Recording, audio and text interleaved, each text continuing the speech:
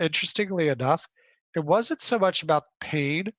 It's like, what shit is going to come out of my mouth when I'm coming out of the OR? Because we all know I love some off color jokes. And I'm like, ooh, Morgan, you cannot embarrass yourself. Or like deepest, darkest secrets, don't want any of that coming out. This is Before and After Stories. I'm Eva Shea, and on this podcast, we talk to people just like you and me to find the real beauty of plastic surgery and elective treatments. You had a little scare. Was that last night? Oh, yeah. Yeah. So part of my post-op instructions is after the first day, so the procedure was on Wednesday, so starting yesterday, 2 to 3 times a day, I'm supposed to use this Neomed sinus rinse stuff. So it's basically you take distilled water, a little saline packet, lukewarm water, shake it up, and then flush out either side. And so I was doing it last night before I went to bed, and I don't know if it came out through I coughed it up or I shot it out, but I had like this big chunk of something in there. I was like, oh my gosh, started What freaking out a color little bit. was it? Or was it just bloody and gory? It looked like a big booger at first. And then when we were looking at it, I'm like, well, that's not mucus because mucus doesn't really have a shape. Sometimes if you unfold like those collar stays, Yeah. it looked like a rolled up one of those, half of one of those. And so I started freaking out. I'm like, oh my gosh, is that my splint? Is that the nasal valve, the cartilage that he grafted? Because he used part of my septoplasty. He didn't have to take the ear cartilage out to do the nasal valve repair. I had enough cartilage that he removed to fix my septum to do that. So I was like freaking out. Was it because of that? So Dustin was with me. He's been helping take care of me. And so we called Dr. Bhrany. Dr. Bhrany on the first ring picked up the phone. This was at 9:50 p.m. as well. At night. You very well could have been in bed. I think most doctors get up really early. Yeah. Yeah. Yeah. Picked Wow. up first ring, alert, everything. So we said, well, we could send a picture of it. He goes, yeah, please do. So took a picture of it. It was on a paper towel, sent it over to him. He started laughing. He goes, you're fine. He goes, that's what I told Morgan. And I had forgotten that I was going to pack his nose with these. It's not cotton. It's these pads to help put pressure to control the bleeding in the nose. He's like, so everything's fine. He may notice that out of one nostril, he may have a little bit more discharge than the other. But, our plan is on Wednesday when he sees Anne, she's going to take all of that out as well as the splint. So I have another one like right on this nostril on the end. Oh, next Wednesday, like 5 more days from now. Yeah. Yeah, that makes sense. Well, you look exactly the same, except you have a hammock under your nose. Well, my nose is definitely more swollen. Yeah. Well, not that I can tell on Zoom. I mean, I usually come in right about here and I'm all the way out to here. Yeah. I'm supposed to. I haven't been as good about it, but I'll be doing it more today. So 20 minutes out of every hour that I'm awake, I'm supposed to put an ice pack on. At night, I've been using like every so often when I get up, I just go to the sink and take the washcloth that I have and just run it under cold water and just lay that on top of my eyes and on my nose as well, so to prevent me from getting raccoon eyes. So I think that's definitely helped today because today and tomorrow is supposed to be the worst days for swelling. That makes sense. Are you sleeping elevated? Yeah. Oh, yeah. Did you get a wedge or are you just I using got 7 pillows that I use. fancy? Yeah. I like a cocoon of pillows anyway, so I was already prepared for this. But it is interesting that, I mean, I have to use a straw. I can't even, Dustin had like a water bottle, one of those smart waters, the suction tops, and just the angle and like inhaling that way just put a lot of weird pressure. And I felt like I was trying to, or the water torture, I felt like I was drowning a little bit actually. Yikes. Yeah. So I like the straw because I can just bite on the end and it lets kind of Yeah. equalizes the pressure out. Have you had any pain?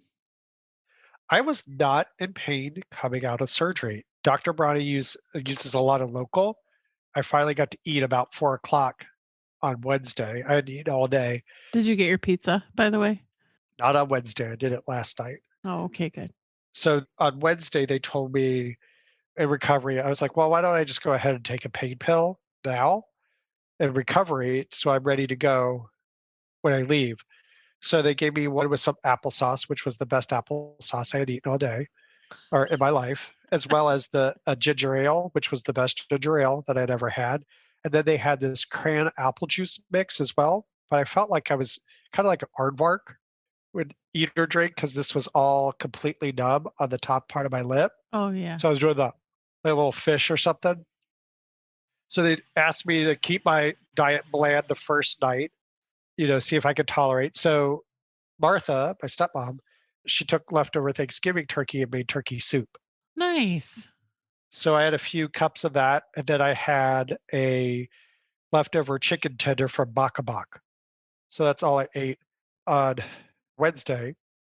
And then yesterday, I woke up, ate some fruit, had another chicken strip, and then I ate pizza last night. But I have been taking fiber pills too because I haven't had a bowel movement yet. But I did pass gas and I did pee during post-op. So that was the checkbox I needed to do to go home. Hmm. Anyone who's had surgery or children knows exactly what you're talking about right now. Exactly. So then after the surgery, Dustin was able to come in. They reread the discharge instructions to him because my pain pill was kicking in. And I was like, dee, dee, dee, dee, dee, dee, dee. Yeah. I got home and the car, I pretty much had my eyes closed the whole car ride home. Got home and then kind of watched Sleeping Beauty, kind of didn't, but fall in and out of sleep just by putting the little ice pack on. Wait, like for real, you watched Sleeping Beauty, the movie? Oh yeah, it's my favorite Disney movie of all time. It's like comforting. So you were watching it? There's two movies that I usually watch when I'm sick: Steel Magnolias and Sleeping Beauty. I wanted to be a little positive this time. And then, yeah, it was just kind of in and out of consciousness a little bit. Yesterday, it's not so much that it's pain, it's more of just the pressure than anything. Yeah. So I did try the afternoon to switch to CBD because I don't like taking pain pills. But towards the end of the night, I was like, I need to take some pain pills. Not enough. Yeah. So I think, today and hopefully tomorrow, because now I'm down, 2 days post op? Hmm. They said 48 to 72 hours after surgery is when you're going to be the most swollen. So I'm hopefully like today and then tomorrow, I can wean myself off of them. Yeah. You'll turn the corner soon, I'm sure. So between now and next Wednesday, is there anything else you have to do besides recover? Or are you just waiting to go back in now? Yeah. To see the surgeon. Yeah. Yeah. So I'm not even seeing him. I'm seeing his PA. She's going to take everything out. So yeah, other than that, though, like just I might go for a walk today just to stretch my legs, Hmm. get all that inflammatory stuff out. So that's what I'm going to be trying to do today. What are you going to eat today? Interestingly enough, pizza's preferable because if I have to open my mouth wide, that's when it puts pressure where my stitches are. Hmm. So that's why I like little finger foods. Yeah, I would probably do that. Well, that sounds good. Thundercats or go. I did say that when I went into surgery. They all got a laugh out of that. I bet they did. Yeah. I was like, let's do this. It was weird though, because my blood pressure was pretty high when I went in. They're like, but it's normal. And even the fact that I've had a nephrectomy done before, like I was still a little nervous about this. And interestingly enough, it wasn't so much about pain. It's like, what shit is going to come out of my mouth when I'm coming out of the OR? Because we all know I love some off color jokes. And I'm like, ooh, Morgan, you cannot embarrass yourself. Or like deepest, darkest secrets, don't want any of that coming out. But yeah, they said I was really quiet actually. And I just asked if I was in phase 2 out of the 2 phases of recovery. Apparently I wanted to go home. At least you didn't think you were Courtney Love. This is true. Or the first time when I thought I was squeezing a pillow and I opened my eyes and there was no pillow after the kidney transplant. Oh, yeah. I bet that was funny. Didn't talk to anybody, didn't think anybody was there. So that was good. It was cool. The nurse that was checking in on me was a traveling nurse. He and his wife Both are on 3-month contracts with UW that can renew.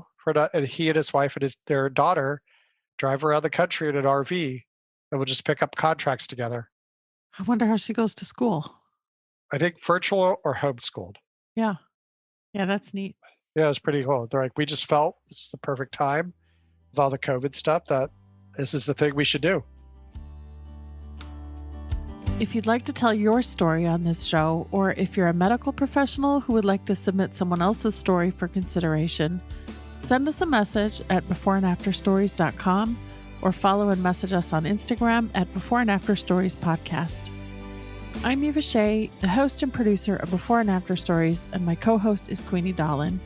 Our engineer is Daniel Cruiser. Before and After Stories is a production of The Axis, TheAxis.io. That's Axis like Axis of Eva.